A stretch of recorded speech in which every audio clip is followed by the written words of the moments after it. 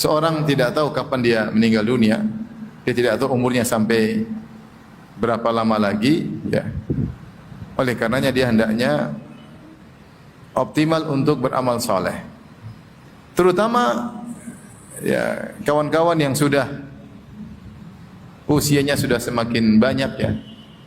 Sudah 50 tahun ke atas, 60 tahun ke atas. Yang rambutnya sudah putih semua, ya. Mau cari rambut hitam sudah susah. Ini kemungkinan meninggal ya mungkin lebih cepat, ya. Yang masih muda juga sebagaimana saya dijelaskan, jangan juga berleha-leha karena dia tidak tahu kapan dia meninggal, dan kalau dia berleha-leha sekarang khawatir kebawa sampai dia meninggal dunia. Berleha-leha tidak semangat beramal soleh karena seorang hidup di atas kebiasaannya. Mumpung masih muda, semangat beramal soleh. Ketika sudah tua sudah pakem untuk terus semangat. Orang yang masih muda bermalas-malasan dan dia terus bermalas-malasan sampai 40 tahun, terkadang kalau sudah usia 40 tahun sudah susah untuk merubah perangainya, sehingga dia terus bermalas-malasan sampai meninggal dunia. Dan siapa yang meninggal dunia maka telah tegak kiamatnya. Kata para ulama, man mata faqad qamat qiyamatuhu. Siapa yang meninggal dunia maka telah tegak kiamatnya. Kenapa? Karena dia sudah berpindah pada alam akhirat, yaitu masuk dalam alam barzakh. Dia sudah mulai merasakan pembalasan muqaddimah. Apakah nikmat kubur ataukah azab kubur. Kita enggak perlu menanti sampai hari kiamat besar, ya. Al-Qiyamatul Kubra, ya, sebagaimana Allah kabarkan, di mana bumi digonjang-ganjing, dihancurkan, langit kemudian diruntuhkan, dilipat oleh Allah Subhanahu wa taala. Itu semua akan terjadi dan akan kita rasakan.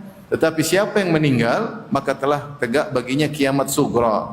Kiamat sugra. Dia sudah meninggal, selesai. Dia sudah tidak bisa beramal soleh lagi, ya. Dan ketika kita akan meninggal, baru kita tahu ternyata setiap detik yang kita jalani di atas muka bumi ini ternyata sangat bernilai, menentukan nasib kita pada kehidupan berikutnya. Allah Subhanahu wa taala berfirman, "Man kafara fa alaihi kufruh wa man amila salihan fali anfusihim yamhadun." Siapa yang kafir maka dia akan merasakan akibat kekufurannya, dan siapa yang beramal soleh fali anfusihim yamhadun, maka sungguhnya untuk diri mereka sendirilah mereka menyiapkan tempat tinggal yang nyaman. Sebagian ulama salaf menyatakan maksudnya dia menyiapkan tempat tidur yang nyaman di alam barzakh. Siapa yang beramal soleh dia sedang menyiapkan istananya, kenyamanannya pada alam berikutnya. Maka saatnya kita hidup ini, saatnya kita berletih-letih untuk beramal soleh, ya, berletih-letih untuk beramal soleh. Apa kata Al-Ghazali rahimahullahu taala? Siapa yang di dunia berkeringat banyak karena beribadah kepada Allah, maka keringatnya akan sedikit ketika berada di bawah terik matahari di padang mahsyar yang jaraknya cuma 1 mil. Siapa yang bermalas-malasan di dunia ini untuk beribadah kepada Allah, maka dia akan banyak mencucurkan keringat pada hari kiamat kelak. Saatnya sekarang kita beramal soleh. Lihat ketika Allah menceritakan tentang orang yang akan meninggal dunia. Ya ayyuhalladzina amanu la tulhikum amwalukum wala auladukum an dzikrillah wa may yaf'al dzalika fa ulaika humul khasirun. Wa anfiqu mimma razaqnakum min qabli an ya'ti ahadakumul maut fa yaqula rabbi laula akhartani ila ajalin qaribin fa asaddaqa wa akum minas salihin. Wahai orang-orang beriman, janganlah harta kalian, anak-anak kalian membuat kalian lalai, ya, dari mengingat Allah Subhanahu wa taala, dari zikir kepada Allah. Siapa yang melakukan hal ini, hartanya dan anak-anaknya membuat dia lalai dari mengingat Allah, maka sungguh mereka itulah orang-orang yang merugi. Dan infakkanlah sebagian harta kalian sebelum datang kematian kepada salah seorang dari kalian, maka dia berkata, Rabbi laula akhartani ila ajalin qaribin fa asaddaq. Ya Rabbku, tundalah kematianku meskipun sebentar saja.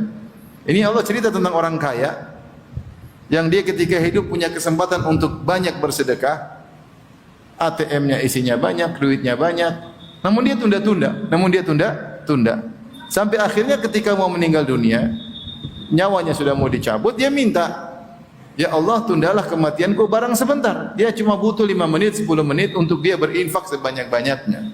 Tapi kata Allah, wala yuakhirallahu nafsan idza jaa ajaluha. Allah tidak akan menunda kematian seorang jika telah tiba ajalnya. Wallahu khabirum bima ta'malun. Sungguhnya Allah Maha mengetahui apa yang kalian lakukan. Ini contoh penyesalan yang Allah ceritakan tentang orang yang akan meninggal dunia. Dia minta waktu sedikit saja. Dia minta waktu sedikit saja untuk bisa apa? Untuk bisa bersedekah. Ya. Seandainya para penghuni kubur dibangkitkan atau ditanya, kalian diberi umur kembali ke dunia sehari, kira-kira apa yang mereka lakukan? Mereka akan beramal soleh sebanyak-banyaknya. Mereka berangan-angan untuk bisa beramal soleh, namun tidak bisa lagi. Disebutkan ada seorang salaf, disebutkan oleh Ibn Rajab Al-Hambali dalam kitab-kitabnya Ahwalul Kubur. Ada seorang ulama, dia mengantar mayat, kemudian mayat tersebut dikubur, kemudian dia sholat dengan sholat yang ringan, mungkin karena dia letih, dia sholat sekadarnya. Setelah itu dia bermimpi ketemu dengan penghuni kubur yang baru dia kuburkan tersebut. Ya, dia bilang, engkau sholat dengan sekadarnya? Kata dia, iya. Ya. Kata sang penghuni kubur, seandainya saya dikasih waktu untuk sholat sekedarnya seperti engkau saja, lebih saya suka daripada dunia dan seisinya. Artinya ingin beramal soleh meskipun sedikit pun, namun enggak bisa. Meskipun kau sholat tadi sekedar asal-asalan yang penting sah, saya pingin dikasih waktu untuk bisa sholat seperti itu. Cuma saya sudah enggak bisa lagi. Saya sudah enggak bisa lagi. Ini penyesalan orang yang dalam kuburan, mereka sudah tidak bisa beramal soleh. Sekarang kita kalau ingin baca Quran masih bisa, ingin bersedekah masih bisa, berbakti sama orang tua, mungkin yang punya orang tua masih bisa. Masih salat malam masih bisa, pengin hafal Quran masih bisa. Tinggal kita mau atau tidak.